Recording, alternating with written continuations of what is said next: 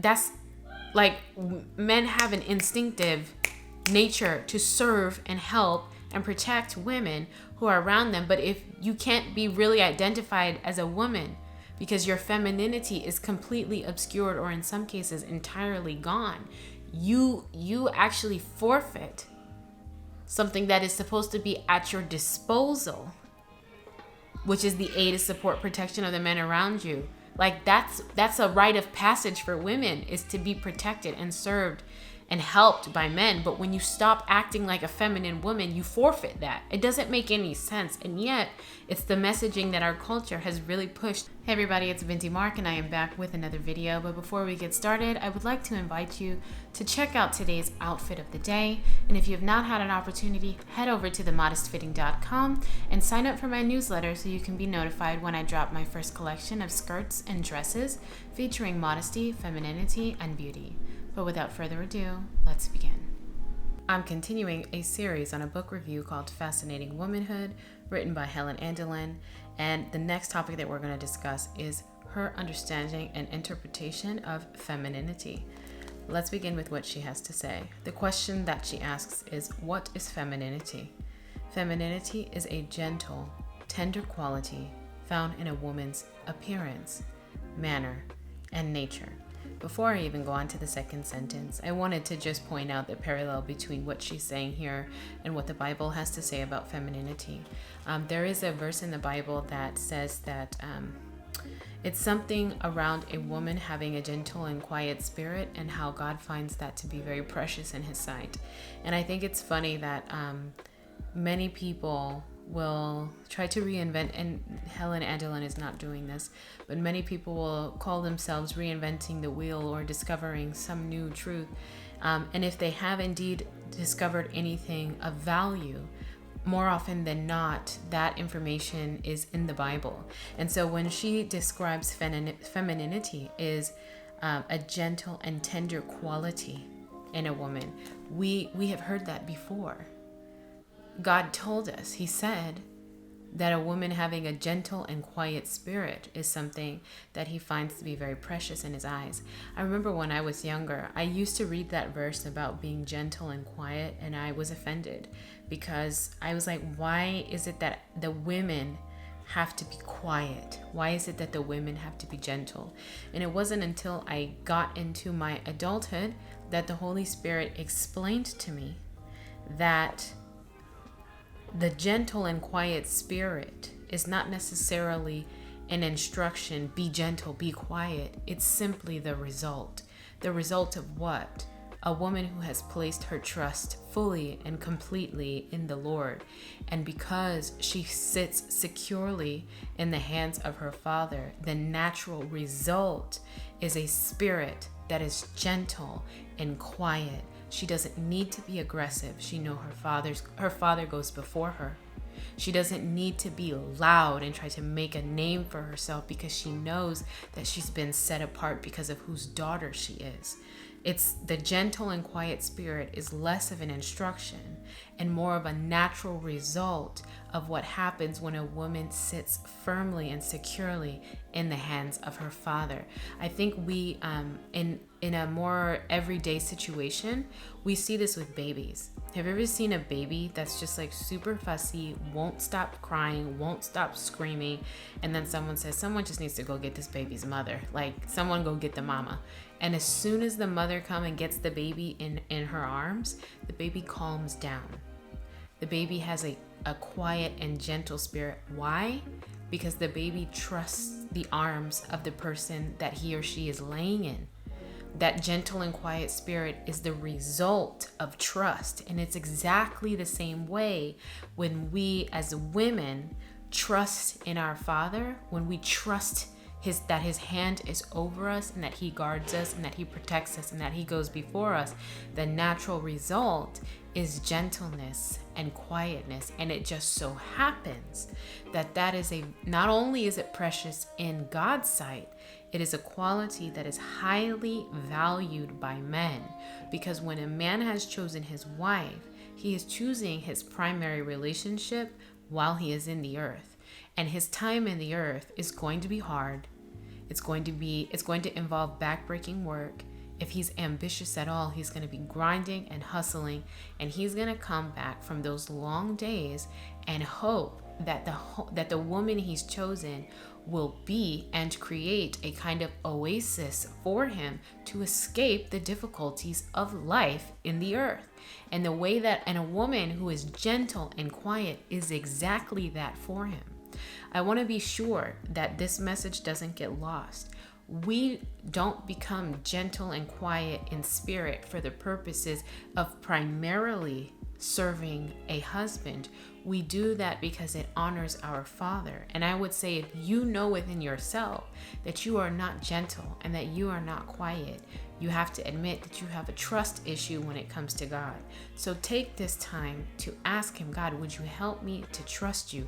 This is something that I pray over myself every day. Lord, help me to trust in you and only in you. Make my hope fully in you, not in money. Let me not make my hope in marriage. Let me not make my hope in the success of my marriage. Let my hope and my faith and my trust rest fully in you and only you. And I know that as that process happens, the gentle and quiet spirit in me continues to grow. And I think that once the Lord brings me to a place of fully trusting in him, I think that gentle and quiet spirit that the Lord says is precious in his sight will have really come to fruition. And it's a gift that's available for any woman who belongs to the Lord through Jesus Christ. But I want to continue reading what she has to say.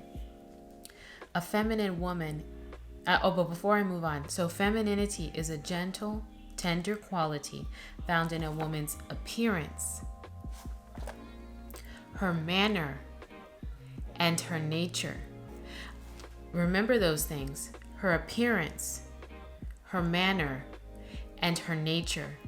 Unfortunately, in the United States, because of just the cultural shift that's really been happening, that probably took its root in our parents' generation, women have been stripping themselves of their natural innate femininity, such that in 2022 we have to make videos about what it is to get back in touch with what is actually innate and natural to us. How do we get back in touch and fully express our femininity?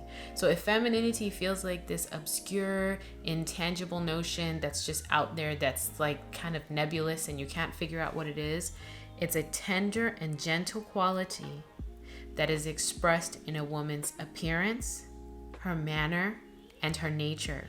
Let's keep going.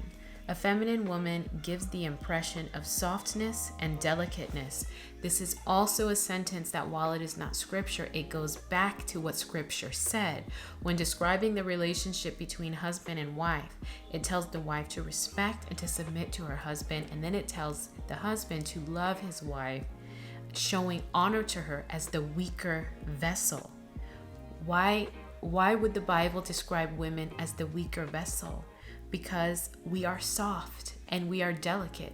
Despite what you have been told, you cannot do everything that a man can do.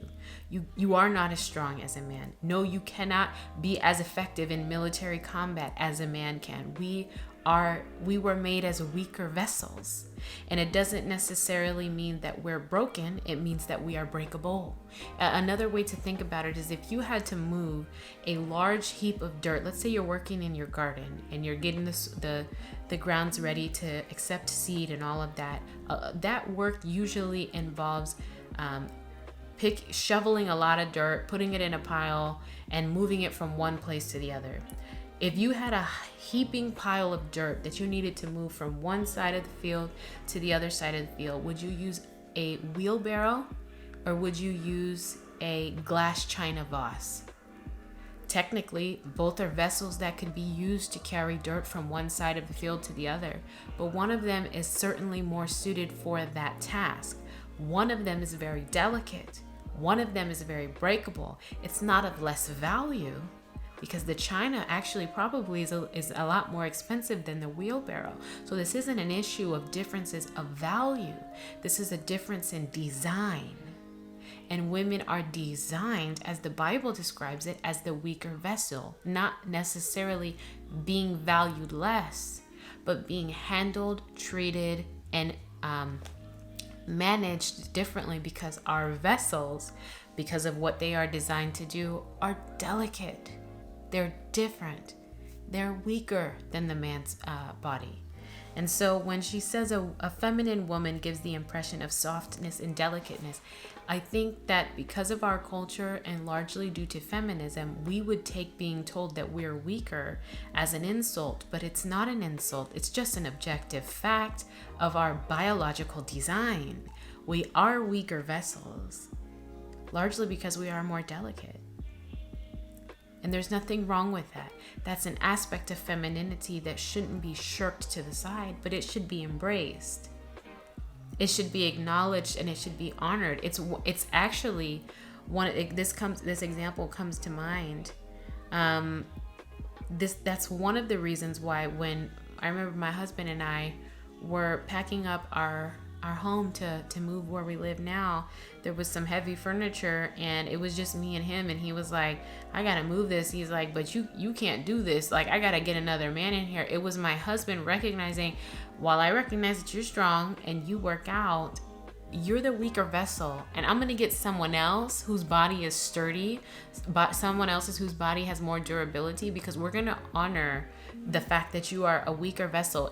Recognizing that you have a weaker vessel will spare you from a lot of back-breaking work, unnecessary physical exertion and strain, and people will go out of their way to serve you, to shield and protect you from unnecessary hardship. It's the reason why if a man and a woman get caught out in the rain, the man may take off his jacket and cover the woman so that she's protected from the rain. The rain isn't going to hurt her, but it's just a demonstration that I acknowledge that you are the weaker vessel and you are in need of protection. So to being regarded as soft and delicate, that's good and right, and it is in line with reality. The woman who tries to put on masculine aggression is a woman who's not in touch with reality, because you're not a man. You're not masculine. You're not as big and burly and strong as a man. That's not real. But unfortunately, many of us have masculine mentalities, and we cite that mantra that anything a man can do, I can do better. That is not real. That's not real. Let's keep going. She has a spirit of sweet submission and a dependency upon men for their care and protection. She has a spirit of sweet submission. Again, that is directly related to Bible verses. The wife is called to submit to her husband, and submission, that's like a word that a lot of women find to be disdainful, and they can't even say the word, let alone live it out. But I think that that's because many women are deceived. You don't lose anything in submission. You gain protection. You gain covering. You gain someone saying, that woman, I'm responsible for her. I got her. Her needs, I got them. Her protection, I got it. Like, submission is that. It's not something negative, and it's required in the Bible for every wife to submit to her husband. And that submission should be voluntary. It should be of your own volition. It shouldn't be begrudging. It's commanded by the Lord, and so if you love the Lord, you do what he asks you to do, and everything that the Lord commands us to do is for our betterment. He doesn't ask you to do something that's going to ultimately be like sabotage. Like, he understands how he has made the man. He understands how he has designed and engineered marriage. And a woman does not lose influence by being submissive. She gains it, because there's something so tender and endearing about a woman who says, I'm going to follow you. You're my leader. That does something to a man such that he doesn't defer to her less. He defers to her more. But let's keep reading. Oh, and then she said, she has a spirit of sweet submission and a dependency upon men for their care and protection. That goes back to the weaker vessel. When Paul was admonishing men to demonstrate and extend honor to the woman that is the weaker vessel, that was a kind of way of saying, protect her. Be mindful that you are to handle her carefully. You are to shield her from hurt, harm, and danger. This isn't anything new. If you're someone who reads the Bible, much of this is going to bring to mind old Bible verses that you've read before. She goes on to say, nothing about her appears masculine. No male aggressiveness, competence, efficiency, fearlessness, physical strength, or the ability to kill her own snakes. Nothing about her appears masculine. I think my story is probably very similar to many people's story. I was raised in a family structure, even an extended family structure, where women were encouraged to be very masculine. And so being aggressive was actually something applauded in little girls, because it showed that you don't take no mess. And to be aggressive was a quote unquote good thing. It is not. It is not. She goes on to say, there's nothing about her that appears masculine. Competence, efficiency, fearlessness. These are all things that we would largely associate with male leadership, men who are spearheading the way. I don't necessarily think that she's trying to say that you can't be competent in anything. Of course, that wouldn't make sense. But I think what she's saying is competence to a fault. Competence meaning that you lack nothing and you have no need of the aid and the support of a man. I think that that's what she's getting at. And that is competency gone too far. That's a competency that's been corrupted. That's not the right expression. I think that that's what she's getting at. Fearlessness and physical strength, ability to kill her own snakes. We would probably say the ability to slay her own dragons. These are things that are applauded in women. They do nothing to enhance your femininity. Actually, they kill your femininity, and it turns off that automatic mechanism in the men around you to serve you, because they're like, well, if you got the snake, I don't need to get it. I remember one time I was watching a video, unfortunately, of a woman who was working in a fast food restaurant, and one of the clients or something, one of the people ordering, got irritated, and he kind of like reached over to grab her.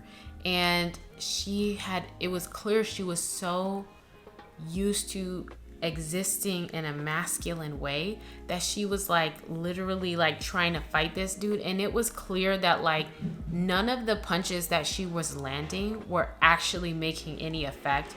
He just decided to let her go. And she was like bucking up at him like, yeah, I'm on one. Like she was like acting like she actually just overpowered this man, when in actuality she had not. And the thing that actually was most disturbing to me is she was surrounded by a bunch of men who just sat there and watched him manhandle her. And while they were wrong in that, part of what may have turned off what should have been an automatic response to come to the aid and the help of a woman was the fact that she acted like she got it. She acted like she could whoop old dudes behind. She couldn't. She was hitting him. It was making no effect. But because she was acting like, I am just like you. You hit me, I'll hit you back just as hard, which is not reality. But that's the way she was acting. And I think it may have turned off the instinctive response in real men to protect women in need, because she wasn't acting like a woman. She was acting like a woman who thinks that she's a man, acting like a whole dude, lacking the effectiveness, but still with masculine demeanor. So women who put on masculinity actually turn off that automatic response in men to come to her aid, to come to her service. And it doesn't have to be something as horrific and awful as physical assault.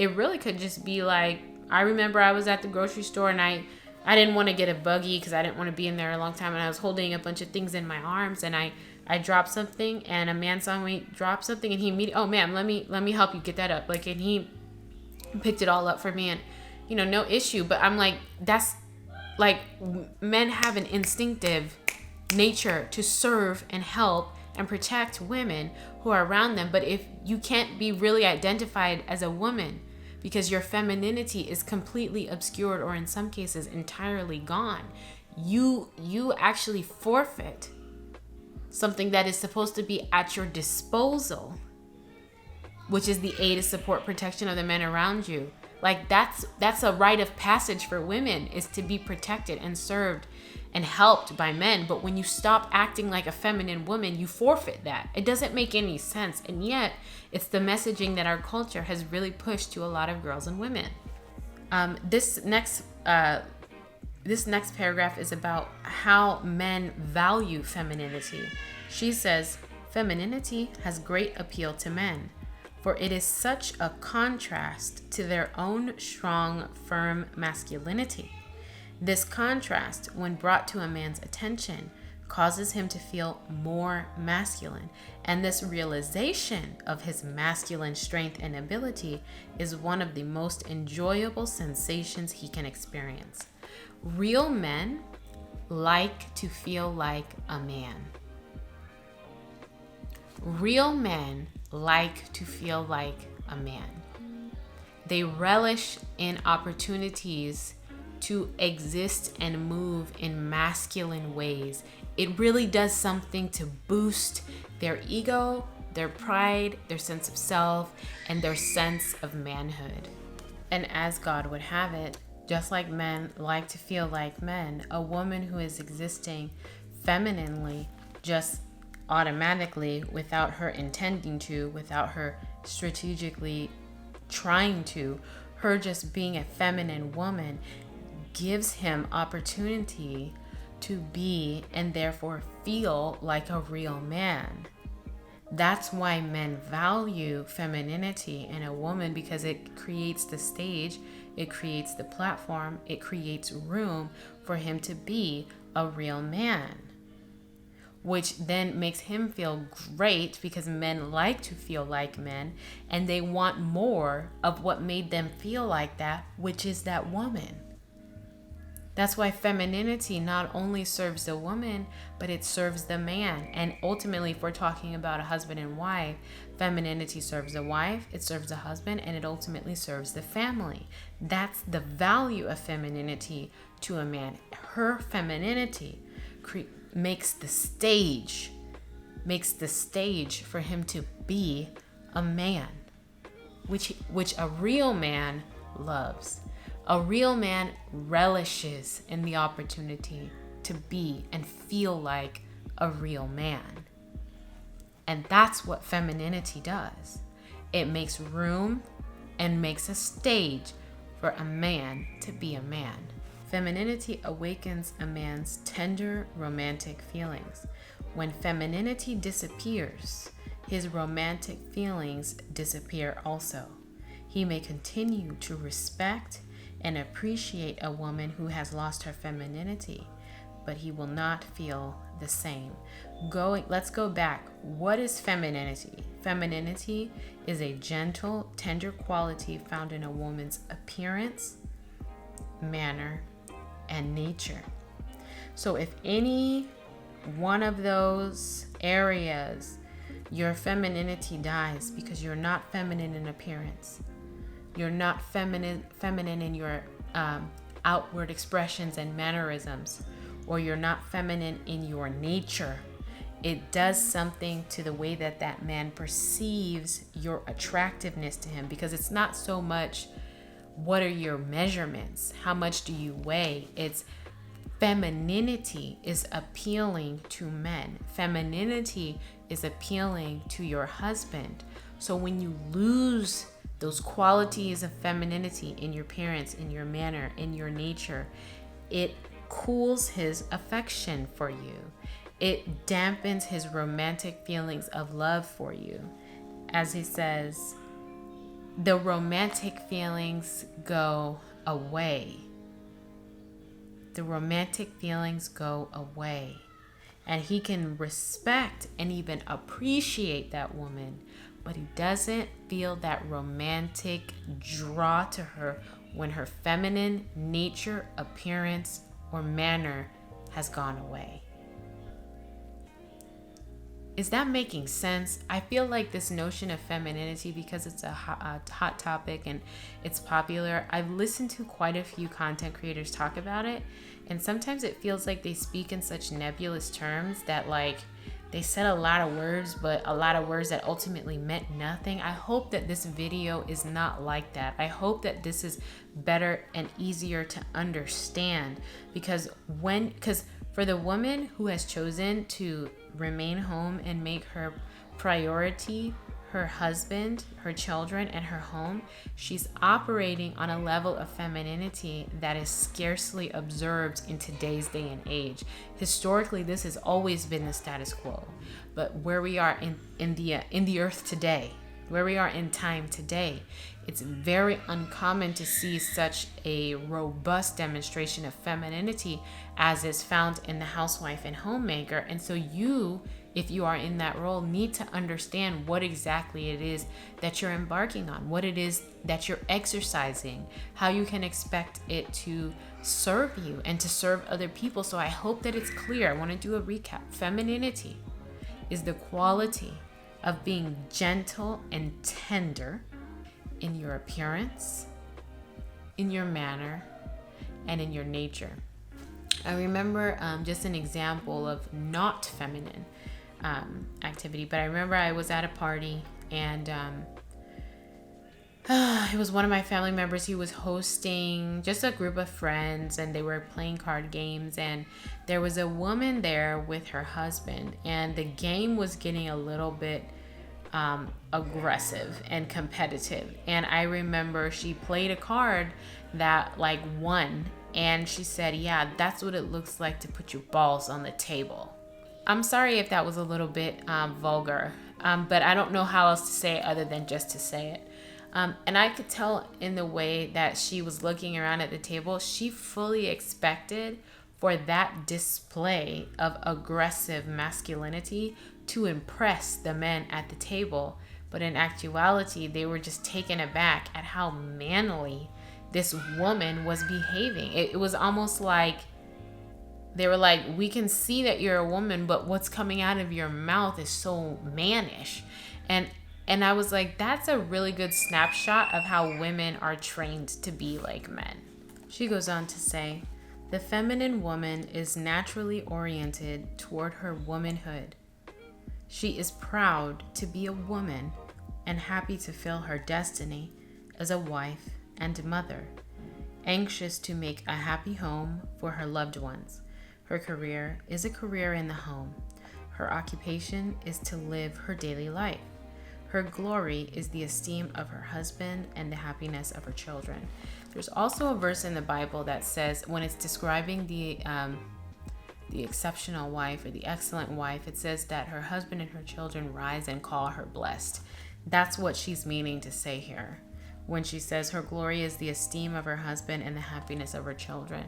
Not always, right? Like not 100%, but oftentimes one of just the natural results of living out femininity as blueprinted by the Lord and his word is you will be, even your husband and your children will recognize your value, and maybe they won't say, we bless you, mother, we bless you, wife, but they may say something like, you're the best mama ever, or I'm so happy to have you as my wife, you're such a good wife. Those are ways that your husband and your children bless you. And sometimes that's just the result of a woman living in her femininity and succeeding in doing so. It's just a natural result because the feminine woman is so oriented around serving other people that it just naturally comes back to her as, thank you so much for this. Thank you. We're blessed to have you. She goes on to say, think of femininity in two categories, outer femininity and inner femininity.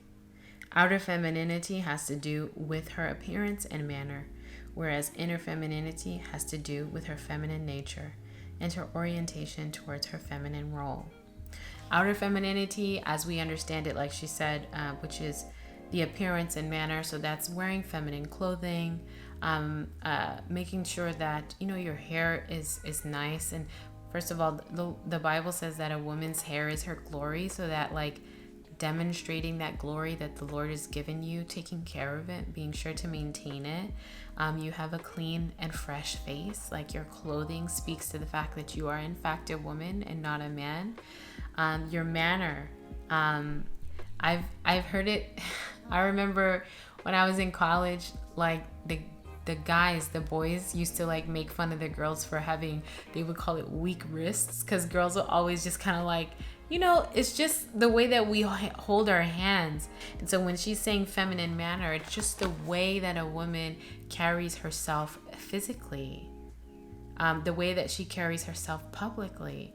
Something that I have to catch myself doing is like, I've been deciding within myself, I really want to cultivate a quiet and gentle spirit. I don't want to be the wife, the mother, the woman that shouts at her children when they're not doing what I asked them to do. I don't want to be someone that is quick to anger, that yells, fits of rage. No, like I want to be able to stay cool, calm, and collected. That's a part of feminine expression. Does that mean that you never experience emotion?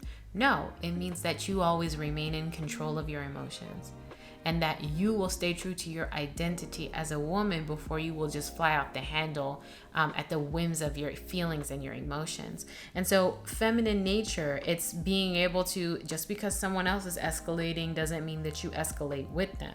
Just because because that's what men do. Like when men are having an altercation, if one of them steps forward, the other one steps forward too. If they start getting in each other's face, then the other, that's masculine. That's not what women do. Women remain poised. They remain gentle and quiet. That doesn't mean that they don't make moves. It doesn't mean that they don't make decisive decisions. If you're in a situation where you're unsafe, get yourself out of there. But that's the response of a woman. Isn't, oh, I'm gonna go toe to toe and we gonna square up. Like meet me outside. No, that's not what feminine women do. So outer femininity, your appearance, the way that you maintain your physical presentation, your manner, what kind of things come out of your mouth. I've even heard it said feminine manner could even be the way that you walk. I remember I saw this lady who, and she's really not just a lady, she's in my family. She's a really masculine walk. And I can't help but think part of it is because she exists in a masculine frame of mind. Some people call masculine energies. That feels kind of nebulous to me, and I don't want y'all to lose me. So in a masculine frame of mind where men can kind of walk very directed, and they're a man with a plan, and they're headed there, and they're not stopping for chit chat, and they're walking, they're like clearly on a mission. Whereas women can slow down.